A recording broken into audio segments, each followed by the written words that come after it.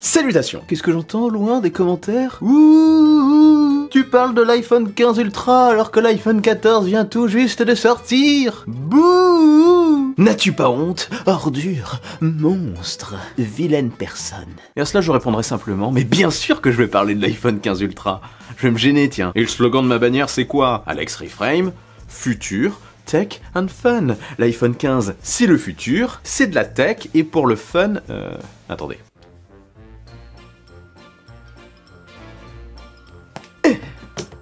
Voilà, ça c'est réglé pour le fun, case cochée.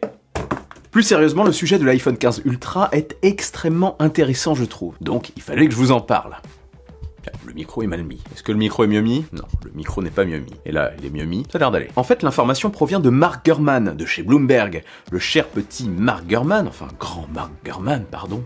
Monsieur Gurman, Monsieur Gurman, le mec n'a aucun respect. Eh bien, il voit souvent juste, hein.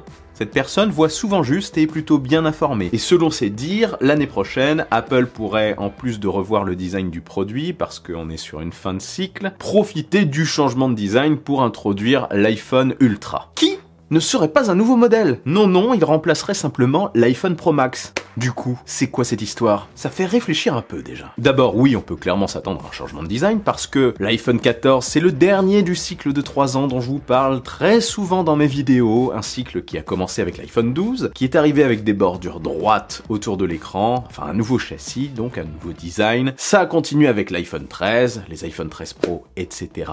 Et ça se termine avec l'iPhone 14. Fin de cycle. Bah oui, ils se ressemblent quand même pas mal ces trois petits-là. L'iPhone 15, enfin les iPhone 15, devraient donc lancer un nouveau cycle de 3 ans, donc arriver peut-être avec un nouveau design. Bon, moi je m'attends pas à un gros bouleversement du côté du design, hein. On peut s'attendre à plutôt toujours des bordures droites autour du châssis, mais peut-être un design un peu sandwich comme ce qu'on a eu avec l'iPhone 4, pourquoi pas. Franchement, j'en sais rien, et si j'en sais plus d'ici quelques mois, quelques semaines, bien évidemment je vous en parlerai sur la chaîne.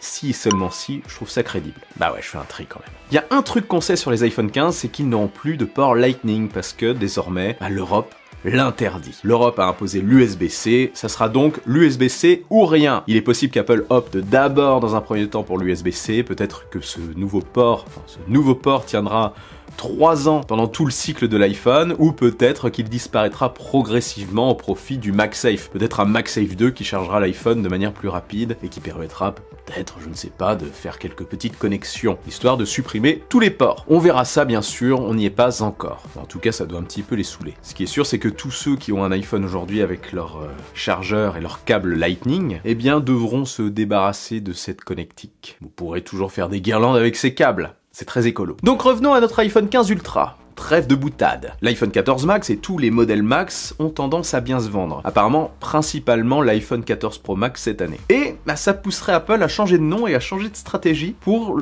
créer une nouvelle catégorie de produits. À l'image de Samsung et ses Galaxy Ultra, Apple pourrait opter pour un modèle Ultra dès l'année prochaine. Un modèle qui ne serait pas simplement un iPhone 15 Pro plus grand, mais un iPhone 15 Pro qui en proposerait plus. En gros, on se retrouverait désormais avec 3 gammes, les iPhone 15 et 15 Plus, qui composerait la première gamme, l'iPhone 15 Pro, il n'y en aurait plus qu'un de 6,1 pouces, et l'iPhone 15 Ultra de 6,7 pouces. Les iPhone 15 classiques, ça a été introduit dès l'iPhone 14 cette année, proposeraient les nouveautés des pros de l'année passée, enfin quelques nouveautés, dont le processeur de la génération passée, ouais. C'est maintenant le cas, il y a un petit décalage qui se fait, mais ça tourne très bien quand même, mais ils veulent vraiment marquer une différence entre la gamme classique et la gamme Pro, et prochainement entre la gamme Pro et la gamme Ultra je pense. Bah oui, les iPhone 14 partagent donc les processeurs des iPhone 13 et 13 Pro de l'année passée. L'iPhone 15 et l'iPhone 15 Plus auront probablement, même très certainement, le processeur qu'on retrouve sur les iPhone 14 Pro et 14 Pro Max. Ensuite donc, le deuxième, comme je l'ai dit, ça serait l'iPhone 14 Pro de 6,1 pouces, un modèle qui rassemblerait les toutes dernières technologies proposées par Apple. Enfin, presque toutes les dernières technologies, parce que certaines seraient en effet réservées au modèle Ultra, je pense. Ah oui, sinon, il aurait simplement appelé Max, pour définir un modèle un peu plus grand. Là, le terme Ultra, ça veut dire qu'il y en a plus, que c'est le Max. Non, que c'est l'Ultra. Enfin, vous m'avez suivi. Le maximum. Le maximum! Adieu le terme Max, qui sera resté un petit peu sur les iPhones, mais qui n'aura pas tenu non plus très longtemps. Pas comme le terme Plus, finalement, qui est revenu. Donc peut-être que le terme Max reviendra, peut-être que l'iPhone 15 classique ne s'appellera pas Plus en grand modèle, mais Max, qui sait, je pense pas. Max, il en propose plus que le classique, et l'Ultra en proposera plus que le Max. Un truc qui rend dingue. Je pense donc que le modèle Ultra en proposera plus que le modèle Pro, exclusivement sur la partie photo. Peut-être de meilleures caméras frontales, mais surtout de meilleures caméras dorsales. Je pense que la caméra principale sera la même, l'ultra grand angle sera le même, mais c'est sur le téléobjectif qu'on aura un réel changement. Apple pourrait profiter de la taille plus imposante de ce produit, du modèle Ultra, pour proposer un téléobjectif supérieur, en ayant un bloc photo plus imposant, quoi. On peut très bien donc imaginer un téléobjectif x5 optique sur l'iPhone 15 Pro et un x10 optique sur l'iPhone 15 Ultra. Oui, on peut toujours rêver de ça. Le Pro pourrait alors proposer un zoom hybride optique et numérique x10, quand l'Ultra pourrait proposer un x20 ou un x30 par exemple. Quelque chose qu'on voit déjà chez la concurrence côté Android, et qui manque énormément je trouve côté iPhone. Il serait temps. D'un point de vue marketing, il pourrait dire Ultra pour un ultra zoom par exemple. Sinon, je pense que les deux produits, en dehors de ça, auraient les mêmes caractéristiques, en dehors de la batterie supérieure et de l'écran plus grand pour le modèle Ultra. Pour cette année du moins. Parce que pour moi, à l'avenir, je pense que s'ils installent une gamme Ultra, c'est pour en proposer vraiment plus et pour proposer les dernières technologies sur un modèle plus cher. L'iPhone Ultra sera donc peut-être le premier à proposer, dans un futur plus ou moins éloigné, les caméras frontales sous l'écran avant le Pro. Ça pourrait arriver avec une année de décalage sur le Pro, et 2 années ou 3 années de décalage sur la gamme classique. En gros, faire une sorte d'escalier de nouveautés. Parce qu'aujourd'hui, bon, il n'y a plus grand chose à proposer côté smartphone. On fait que améliorer certains points par-ci par-là, et je pense qu'ils mettent en place cette stratégie parce qu'ils voient qu'on est dans une période de stagnation côté smartphone. Les produits sont totalement mûrs, donc faut créer une certaine attente par échelon, je pense. Enfin, en tout cas, ça serait leur stratégie à mon avis. Je sais pas si vous me suivez. En gros, pour faire simple, je pense qu'Apple proposera les dernières technologies à terme sur l'Ultra, que le modèle Pro aura des technologies très proches, mais que ces petits détails arriveront sur ce modèle par la suite, avec un an de décalage, etc., etc. Et je pense que l'Ultra sera donc plus cher. Ouais, ils vont augmenter le prix de l'Ultra à mon avis. Après, cette stratégie me dérange un petit peu. Je suis repassé récemment sur l'iPhone 14 Pro, l'iPhone 13 Pro aussi, juste avant. Avant ça encore, j'étais que sur des modèles Max. J'aimais bien, mais je préfère aujourd'hui utiliser ce produit à une main. Après, j'aime aussi avoir les dernières technologies sur l'iPhone, pour les exploiter notamment pour le travail, pour certains plans, etc.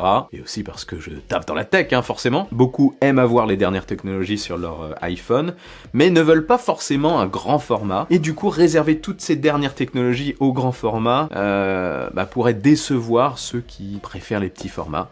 Ça pourrait les pousser à prendre un grand format par défaut pour avoir justement ces nouvelles fonctionnalités. Et je trouve ça un peu problématique. En gros, si tu veux un plus petit format, t'en as moins aussi. Côté photo et vidéo, c'est peut-être un petit peu frustrant pour ceux qui n'aiment pas les grands formats. Voilà. Après, je comprends Apple, ils veulent peut-être déployer une nouvelle gamme, la gamme Ultra, et proposer un iPhone 15 Pro Max en plus de l'Ultra, ne serait stratégiquement pas très intelligent. Ce produit ne se vendrait pas, tout simplement, je pense. Donc c'est un dilemme à régler. Je sais pas s'ils arriveront à le régler. En tout cas, ils vont tester ça, je pense. Tiens, ils pourraient aussi en proposer plus sur l'iPhone 15 Plus. Ils pourraient reporter aussi cette stratégie sur l'iPhone 15 Plus, qui pourrait avoir un téléobjectif, par exemple, que n'aurait pas le modèle 15 classique.